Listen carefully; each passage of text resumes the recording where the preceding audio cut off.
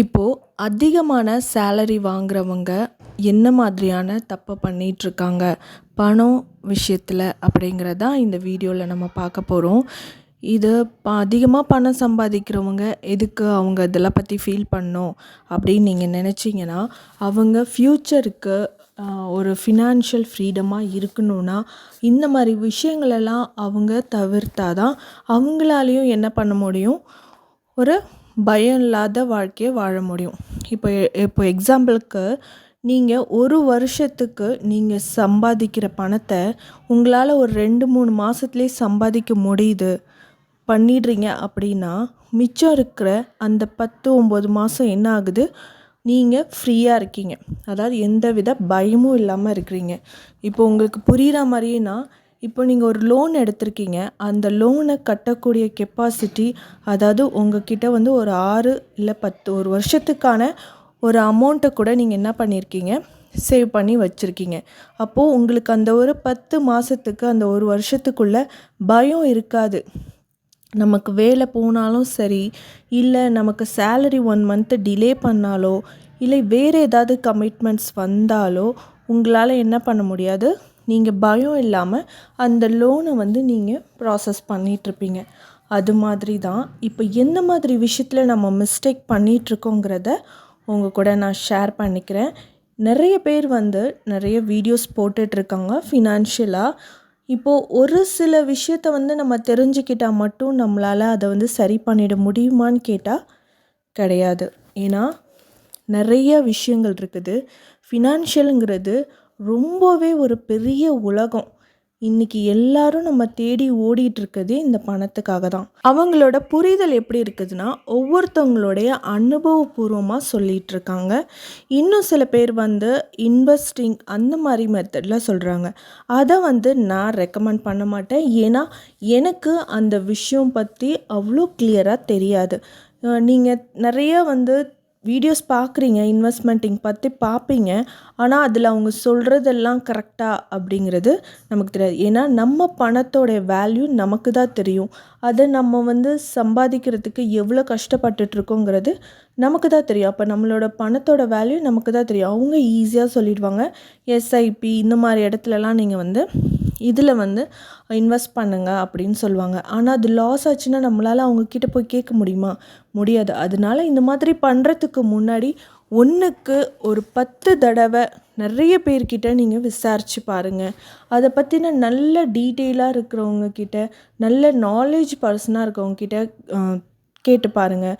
இல்லை புக்ஸை ரெஃபர் பண்ணுங்கள். இந்த மாதிரி விஷயங்கள்லாம் பண்ணி அதில் நீங்கள் இன்வெஸ்ட் பண்ணுங்கள். அப்புறம் பார்த்திங்கன்னா, இன்னும் சில பேர் வந்து நான் வாங்கினா புது கார் தான் வாங்குவேன், புது பைக் தான் வாங்குவேன் அப்படின்னு ரொம்ப வந்து என்ன பண்ணுவாங்க, ஒரு சில விஷயத்தில் ஆசைப்படுவாங்க. அது தப்பு கிடையாது. ஆனால் இப்போலாம் செகண்ட் ஹேண்ட் வண்டி கூட நமக்கு எப்படி இருக்குதுன்னா அவ்வளோ நல்லா இருக்குது. நீங்கள் வந்து சில ஷோரூம் வந்து பார்த்தீங்கன்னா செகண்ட் ஹேண்டுக்காகவே ஒரு ஷோரூம்ஸ்லாம் இருக்குது. அந்த ஷோரூம்லலாம் அந்த காரை வந்து அவ்வளோ நல்லா ஒர்க் பண்ணி வச்சுருக்காங்க. இத்தனைக்கும் வந்து எப்படி இருக்குன்னா, ஒரு பிராண்டட் ஹை பிராண்டட் லக்ஸுரியான கார்லாம் கூட வச்சுருக்காங்க. இப்போது 1 ஓனர் யூசேஜு, அப்புறம் இவ்வளோ கம்மியான கிலோமீட்டர்ஸ் ஓடி இருக்கிறது, இந்த மாதிரி விஷயம். அதையும் வந்து நீங்கள் என்ன பண்ணலாம், உங்களுக்கு நல்லா தெரிஞ்ச வண்டியை பற்றி தெரிஞ்சவங்கக்கிட்ட நீங்கள் கேட்டு சஜஷன் பண்ணி கூட அந்த மாதிரி நம்ம பார்க்கலாம். அதிலெல்லாம் நம்ம எவ்வளோ பணத்தை வந்து நம்மளால் மிச்சம் பண்ண முடியும் தெரியுமா? நம்ம ஒரு புது வண்டி வாங்கினீங்கன்னா அதில் நமக்கு ரிப்பேரே ஆகாதுன்னு எப்படி சொல்ல முடியும்? எப்படியுமே வந்து நம்ம ஓட்ட என்ன ஆக போகுது, ஏதாவது பார்ட்ஸ் வந்து ஏதாவது ரிப்பேர் தான் ஆக போகுது.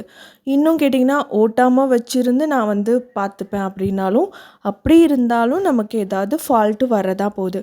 அதனால் நம்ம வந்து ஒரு பொருள் வாங்குகிறோன்னா ரொம்ப அதிகமான காசை வந்து ஒரு செலவு வைக்கிற, அதாவது அதெல்லாம் நமக்கு லயபிலிட்டி, நமக்கு எப்போவுமே வந்து செலவு வைக்கிற விஷயம்.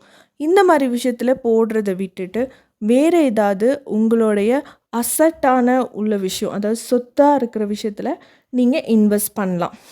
லேண்டு இந்த மாதிரி. இப்போ கோல்டு கூட வந்து நீங்கள் காயினாக எடுக்கிறது நல்லது. இல்லை வந்து பாண்ட் போடுறது, இல்லை வந்து பார் மாதிரி வாங்கிக்கிறது அது நல்லது. ஆனால் ஜுவல்ஸாக வாங்குனீங்கன்னா அது உங்களுக்கு லாஸ் தான். இந்த மாதிரி சில விஷயங்கள் கூட இருக்குது.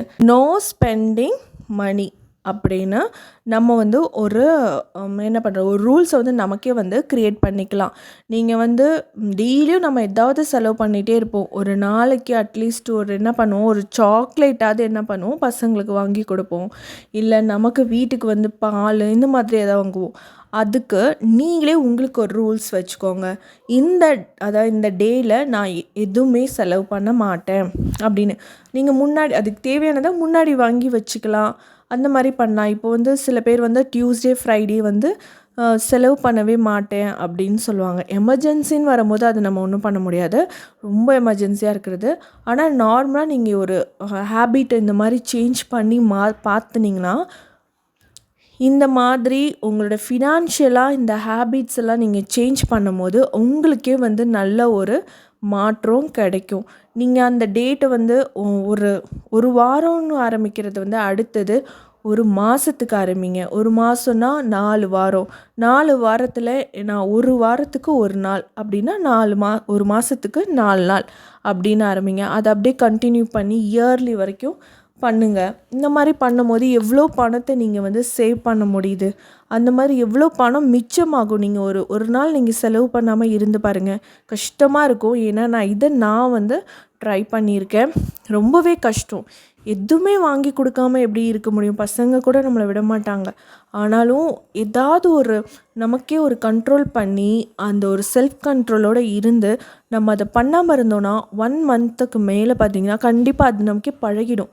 நமக்கு அதுவே மைண்ட் செட்டு கொண்டு வந்துடும், நான் இந்த டேட்டில் மணி செலவு பண்ண மாட்டேன் அப்படின்னு நமக்கே அது என்ன ஆகிடும், கொண்டு வந்துடும். நிறைய வந்து வெளிநாட்டிலலாம், அதாவது வேறு நாட்டிலலாம் என்ன பண்ணுறாங்க, இது ஒரு ஹேபிட்டை வந்து வச்சுருக்காங்க. நிறையா ஒரு மணி சேவிங்ஸ், மணி ஃபினான்ஷியலாக சில விஷயங்கள் வந்து ஃபாலோ பண்ணிகிட்ருக்காங்க. அதில் இது ஒன் ஆஃப் த பெஸ்ட்டாக அவங்க வந்து என்ன பண்ணுறாங்க, ஃபாலோ பண்ணிகிட்ருக்காங்க. இது நல்ல ஒரு ரிசல்ட்டும் கொடுக்குது, நமக்கு வந்து ஒரு ஹேபிட் வருது.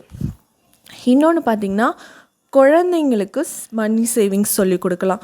குழந்தைங்களுக்கு என்னத்துக்கு மணி சேவிங்ஸ் சொல்லிக் கொடுக்குறது, இப்போ அவங்களுக்கு என்ன தெரியும் அப்படின்னு நம்ம நினைக்கிறோம்.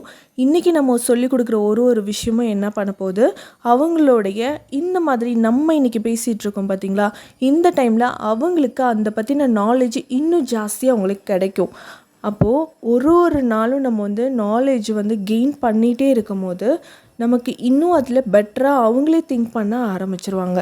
இப்போ அவங்களுக்கு வந்து காசுலாம் கொடுத்து பழக்கினா ஏதாவது ப்ராப்ளம் ஆகிடும், எதுக்கு அதெல்லாம் அப்படின்னு சில பேர் நினைப்பீங்க. சில விஷயங்கள் வந்து அவங்க கேட்பாங்க, எங்கேயாச்சும் போகணும் அப்படின்னு சொல்லுவாங்க, ஏதாவது வாங்கி கேட்பாங்க. அப்போது உனக்கு அது வேணும்னா நீ வந்து மணி சேவ் பண்ணி வாங்கிக்கோ அப்படிங்கிற அந்த ஒரு ரூல்ஸை வந்து அவங்களுக்கு ஃபாலோ பண்ண ஆரம்பிங்க. ஏன்னா வந்து ஏதாவது அவங்க மார்க் எடுத்தாலோ இல்லை வீட்டுக்கு யாராவது ரிலேஷன் வரும்போது மணி கொடுக்குறது, அதெல்லாம் வந்து அவங்க உண்டியலில் போட்டுகிட்டே வந்து சேவ் பண்ண சொல்லுங்கள். அப்போது என்ன ஆகும், அவங்களுக்கு ஒரு ஹேபிட் வரும். அவங்க வந்து அந்த பணத்தை கொடுத்து செலவு பண்ணும்போது அதோட பணத்தோட மதிப்பு தெரியும். அப்போ இன்னும் வந்து அவங்களுக்கு அந்த பழக்கம் கொண்டு வரும்போது அவங்களுடைய லைஃப்பில் வந்து ரொம்பவே யூஸ்ஃபுல்லாக இருக்கும். அப்புறம் என்ன பண்ணலாம், ஏதாவது நம்ம வந்து எக்ஸ்ட்ரா ஒரு சைடு ஒரு பிஸ்னஸ் மாதிரி ஏதாவது ட்ரை பண்ணலாம். அது மூலயமா வர அமௌண்ட்டை வந்து நம்ம வந்து ஏதாவது ஒரு இன்வெஸ்ட்மெண்ட் பண்ணலாம், ஏதாவது ஒரு சேவிங்ஸ் பண்ணலாம். நீங்கள் அந்த மாதிரி யூஸ் பண்ணலாம். இல்லைன்னா நீங்கள் சேலரி வாங்குகிற அந்த காசை கொஞ்சம் சேர்த்து வச்சு அந்த அமௌண்ட்டை ஒரு பிஸ்னஸ் ஸ்டார்ட் பண்ணுறதுக்கு நீங்கள் பண்ணலாம் சைடில். இப்போது நார்மலாக பார்த்திங்கன்னா சில பேர் வந்து ரெஸ்யூம் ரெடி பண்ண கூட வந்து பைசா வாங்குவாங்க. அது மாதிரி நீங்கள் ஒரு சின்ன சின்ன பிஸ்னஸ் வீட்டில் இருந்தே வந்து ஒரு பொட்டிக் ஸ்டார்ட் பண்ணலாம், இல்லைன்னா ஒரு பியூட்டி பார்லர் வந்து ஸ்டார்ட் பண்ணலாம். இந்த மாதிரி வெளியில் நம்ம போய் கடைலாம் வச்சு நம்ம பண்ணும்போது கொஞ்சம் ஜாஸ்தி ஆகும். நம்ம வீட்லேயே வந்து பக்கத்தில் இருக்கிறவங்களுக்கெல்லாம் கொஞ்சம் ஸ்டார்ட் பண்ணிவிட்டு அது மூலயமா நமக்கு வர இன்கம்மை வச்சு நம்ம என்ன பண்ணலாம், ஒரு ஷோரூம், அதாவது ஒரு கடை ஓப்பன் பண்ணி, ஒரு ஷாப் ஓப்பன் பண்ணி நல்லபடியாக இருக்கலாம். இந்த மாதிரி நீங்கள் ஒரு விஷயம் பண்ணும்போது உங்களால் பணத்தை வந்து எந்தெந்த விதத்துலலாம் பேசிவாக சேவ் பண்ண முடியும், ஒரு ஹேபிட்டோட இருக்க முடியுங்கிறத, அதாவது எஜுகேஷனுங்கிறது ரொம்பவே முக்கியம். அதுவும் வந்து மணி ரிலேட்டடான எஜுகேஷனை வந்து கற்று வச்சுக்கிறது நம்மளுடைய வாழ்க்கைக்கு ரொம்பவே யூஸ்ஃபுல்லாக இருக்கும். இந்த வீடியோ உங்களுக்கு யூஸ்ஃபுல்லாக இருக்கும்னு நினைக்கிறேன். அப்படி யூஸ்ஃபுல்லாக இருந்ததுன்னா எனக்கு ஒரு லைக் பண்ணிவிட்டு நம்மளோட சேனல் வந்து சப்ஸ்கிரைப் பண்ணிக்கோங்க.